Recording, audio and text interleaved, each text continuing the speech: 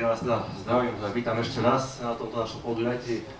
Moja prezentácia má názov, že efektivita v sklade versus pozitívna zákaznícka skúsenosť. A dal som sa taký podnadpis, keď som to teda tak tvoril, že ako to zdravie prežiť a mať stále rád teda tú prácu. Troška o mne, ja teda v rámci skladov sa už motám nejakých 20 rokov. Hneď po škole som skončil vlastne, alebo začal vo firme Chody Slovensko, kde teda som pôsobil na pozícii programátora, potom som teda ten programátorský tým viedol.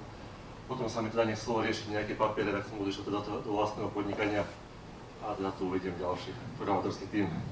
Tak čo sa týka takých mojich projektov, ktoré som teda realizoval počas tej mojej kariéry, tak bolo to vlastne vo firme Coca-Cola, Coop Jednota, UMass, ahojte, Svet nápojov, tiež vítam, a teda Corner CO, takže to sú také moje väčšie projekty, ktoré som v sklade absolvoval, a kde sme vlastne zavádzali teda čiarový kód, automatizáciu, ručné snímače a podobne. Čo sa týka teda samotného chameleóna, tak chameleón tak na úvod, ja myslím, že veľa z vás už chameleón pozná, tak ja len poviem takú malú genézu teda toho nášho projektu. Vlastne ako firma sme vznikli až v roku 2023, kde sme vlastne vytiahli produkt Chameleon do samostatnej teda firmy, pretože my ako takí zapálení programátori sme to začali riešiť tak po obediach, poviem. A sa nám to zdalo ako dobré, pretože my sme stále robili dookola tú istú vec. Stále sme robili napojenie na nejakého dopravcu a stále pre iných zákazníkov a stále to isté, tak sme si teda povedali, že nebudeme to robiť takto dookola, urobíme na to nejakú službu, nejaký produkt. A takto vlastne, keď sme skončili v práci, začali sme robiť nejaký taký vývoj a vznikol teda Chameleon verzia 1.0, ktorý sme potom hneď za 2 mesiace prerobili na verziu 2.0 a aktuálne teda sme vo verzii 3.0. Čo týka teda samotnej vízie toho nášho riešenia, tak ako keby chceli by sme teda byť a stať sa takým nástrojom, teda nielen pre tlač štítkov, nielen pre expedíciu, ale celú tú vnútropodnikovú a skladovú logistiku, to znamená takým nástrojom pre skladníkov, takým srdcom firmy, kde vlastne nielen dáta tečú, ale aj tie produkty tečú, takže to je tá naša vízia.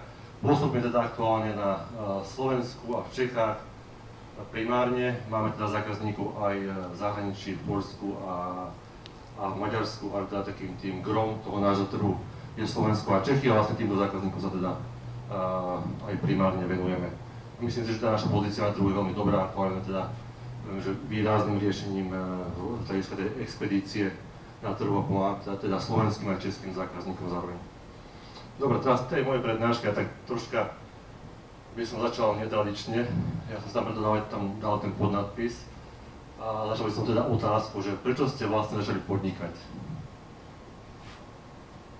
Že ak ste si dali túto otázku, alebo ak si dáte teraz, tak skúste si spomenúť ten moment, ten váš počiatok, že prečo ste vlastne urobili tento krok, ktorý vlastne bol krokom troška to neznáma. Vy ste mali nejakú takú víziu, hej, nemali ste ešte sklad, nemali ste zamestnancov, nemali ste faktúry. Možno, že ste chceli teda mať väčšiu slobodu, byť pánom svojho času, nejaký skvelý produkt, ktorý teda ľuďom pomáha, niečo pre nich teda prinesie. Alebo teda chcete mať isté naplnenie, nejakú radosť teda z výsledkov, nielen z čísel, ale z toho teda, čo robíte. Otázka je, že či je to tak, v každom teda ohľade. Či to niekedy také nie je také, aby som povedal, zlatá klietka, kde aj tá firma rastie, obraca násoby a predsa niečo nesedí. Vlastne som sa stal neplánovane zamestnancov vlastnej firme, že vlastne aj ten obrat nemusí zodpovedať k tomu zisku, ktorý vlastne od toho očakávate. Zároveň teda je firma závislá na vás, to znamená, že bez vás sa to vo firme zastaví. Keď nie ste v práci, ľudia nevedia, čo majú robiť, na dovolenku si musíte zobrať notebook, mobil. Je to pravda, či nie? On dáva stres, menej voľná a viac chyb. Je to istým spôsobom cena za úspech, ktorú platíme všetci. A prečo je to tak? Pracujem tvrdo, tým sa snaží a predsa každý deň horia rovnaké požiare. Sú tam zámeny tovarov, zlé adresy, ľudský faktor, mám nového brigádnika, ktorý je bez motivácie, je to flekmoš, nevie, čo má robiť.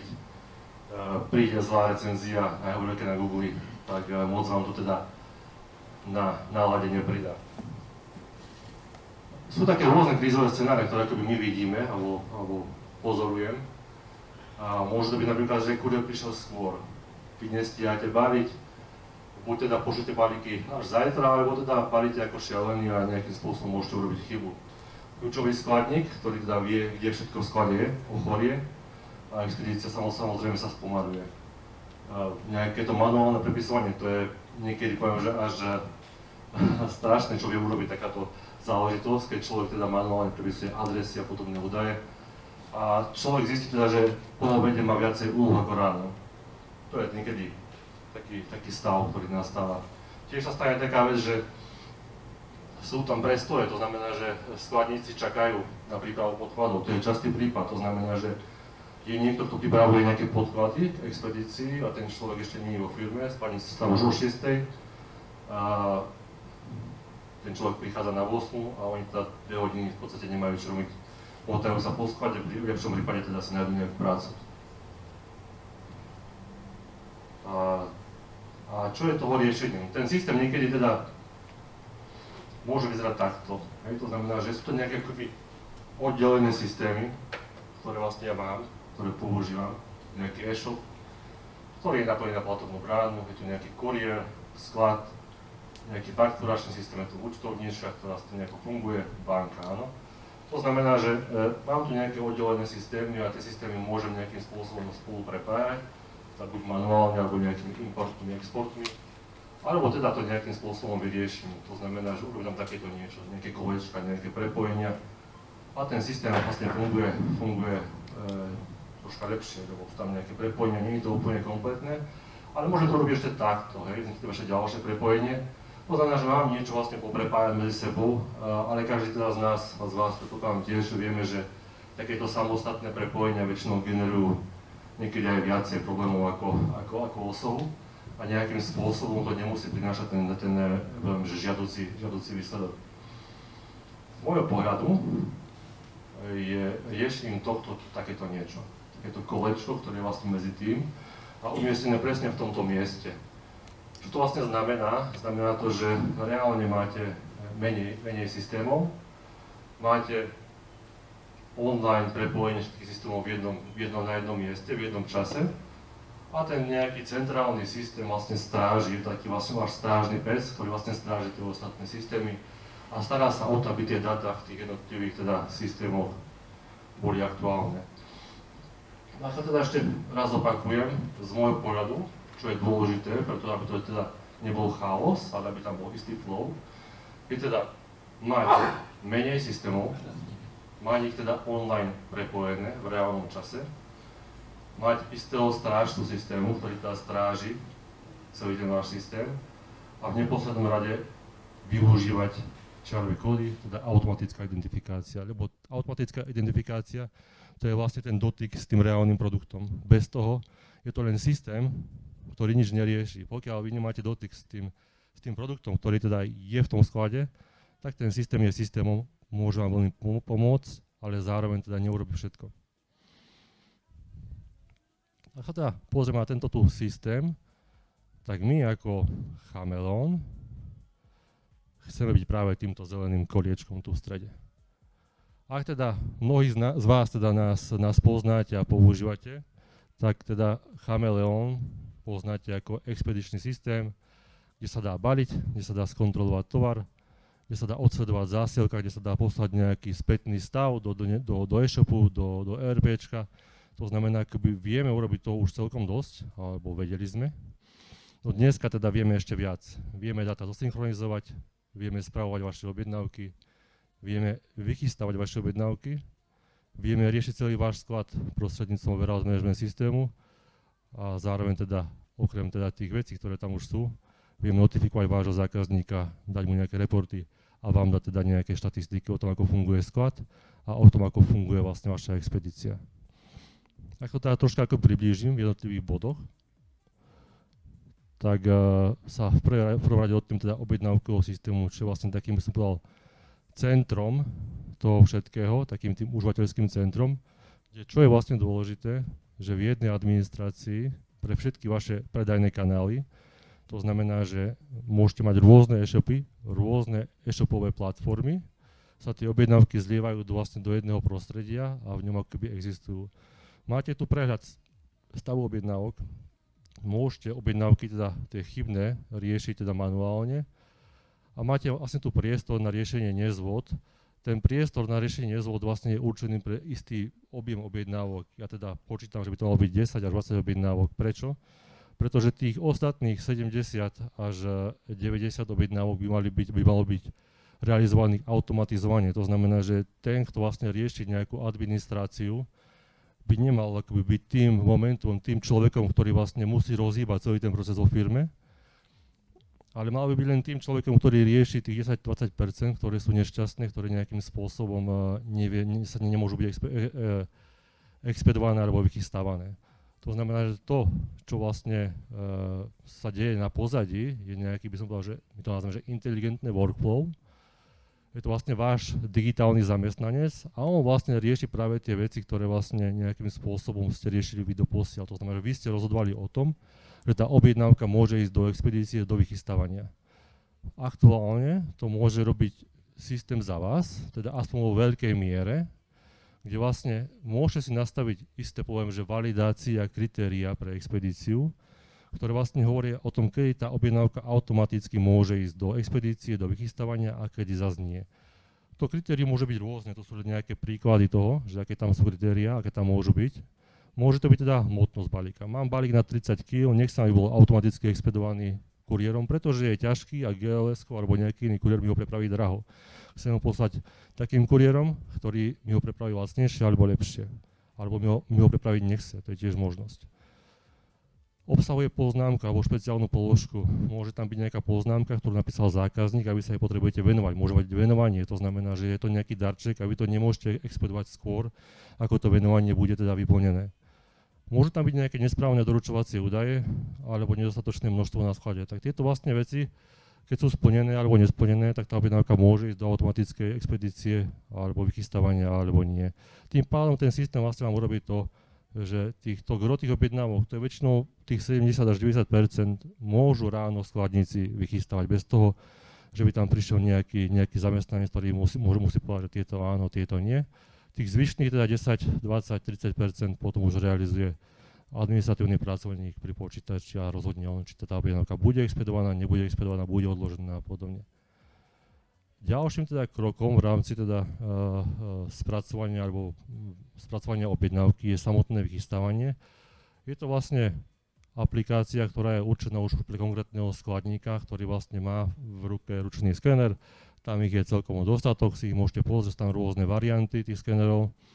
A ktorý vlastne dostane tie objednávky buď jednu alebo viacej do mobilného zariadenia. Môže si teda vybrať, ktoré ide expedovať systému, určiť nejakú prioritu. Môže si zobrať jednu objednávku, môže si zobrať 10 objednávok podľa teda tej voľby. Ak si teda berie jednu objednávku, ide po tú objednávku do skladu, vráti sa s ňou, položí ju na zabalenie. Ak ide po nejakých viac objednávok, môže mať takýto voziček, ako tento tu pán, kde každá objednávka predstavuje, teda každá tá prepravka predstavuje jednu objednávku a teda on identifikuje tú prepravku, ten tovar, vkladá to vlastne do tej prepravky, tým pádom to vkladá do objednávky a takto vlastne môže naraz na jeden tok, na jeden vstup do skladu vychystať 4, 6, 8, 10 objednávok podľa toho, tak koľko teda môže aj podľa teda typu sortimentu, ktorý má. Takže toto vlastne nie je picking, je to vlastne aplikácia určená pre skladníka, skladník s ňou pracuje, skladníka naviguje, kam má ísť, čo má robiť. Takže je to aplikácia určená už na samotné vychystávanie. Takto vlastne on bez toho, že by teda mal urobiť chybu, tak ten tovar vychystá, pretože ten tovar identifikuje cez čiarový kód, môže tam prísť človek, môže tam prísť brigádnik, nemusí poznať sortiment, nemusí poznať tovar, 15 minút za učenie, pol hodiny za učenie môže robiť vychystávanie. A teda prechádzame do takej širšej teda roviny toho vychystávania. Vychystávanie je len jeden atribút teda v sklade, to je ten výdaj výstupný.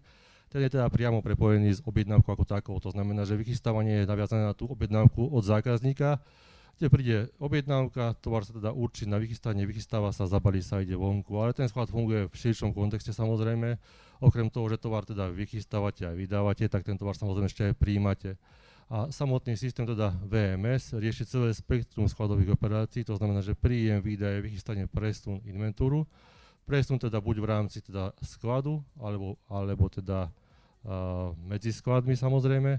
A keď sa robí presun v rámci skladu, je to vlastne práve vtedy, keď ten sklad teda má ešte jeden taký špeciálny atribút alebo špeciálnu vlastnosť a ten sklad sa nazýva, že je riadený, má pozície. V rámci toho skladu sú teda regály, my tu máme tiež taký malý skladík, ktorý má tiež regály označené teda pozíciami. A teda je ten sklad označený, alebo sú pozície v tom sklade.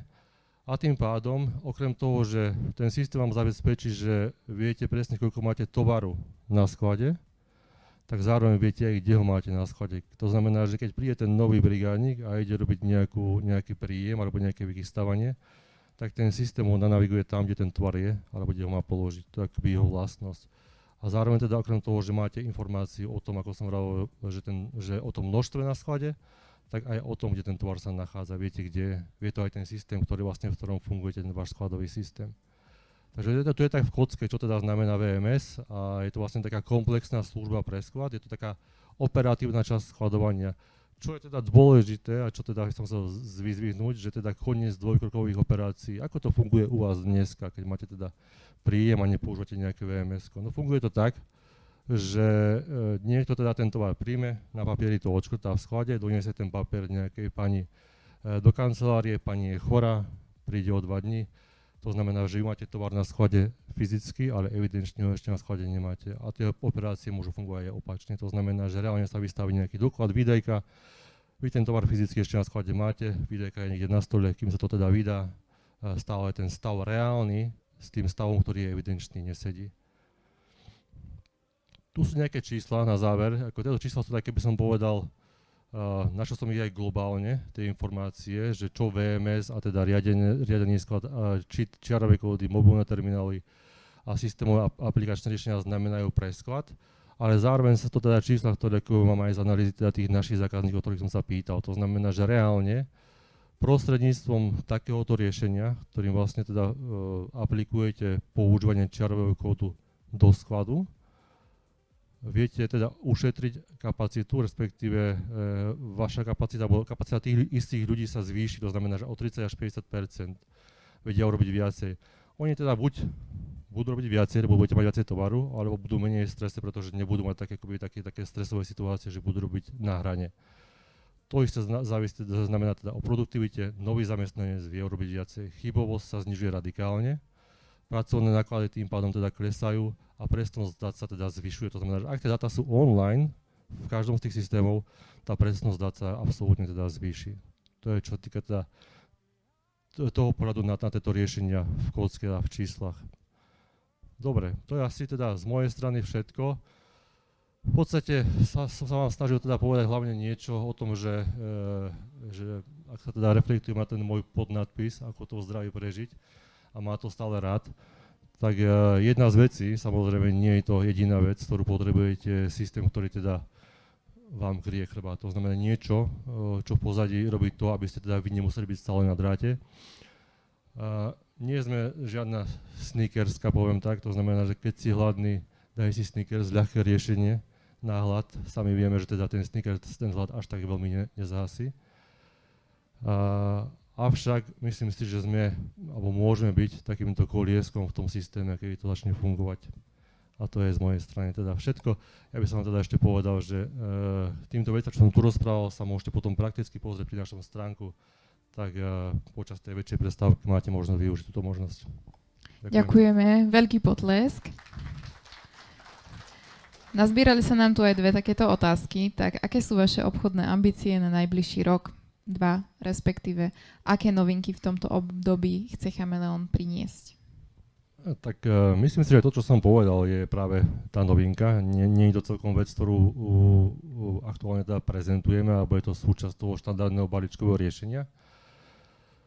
V zásade toto je aj naša ambícia. Chceme byť práve tým systémom, ktorý teda bude tým jadrom firmy. To znamená, že z hľadiska teda tej fyzickej práce bude to ten náš systém, s ktorým tí ľudia budú robiť. To znamená, ak to chce expedovať, teda vychystávať, chce správovať tie objednávky v tom kontexte teda toho fyzickej realizácie, nie nejakým spôsobom keby taká virtuálna administrácia, tak chceme byť práve tým systémom, ktorý to umožní tomu zákazníku. A to koliesko, ktoré tam bolo, toto chceme byť a toto sa aj snažíme byť. A myslím si, že do veľkej miery tým aj dneska už sme. Je možné napojiť len samotný systém VMS Chameleon na aktuálny ERP systém? Áno, je to možné. Máme takéto implementácie s rôznymi systémami.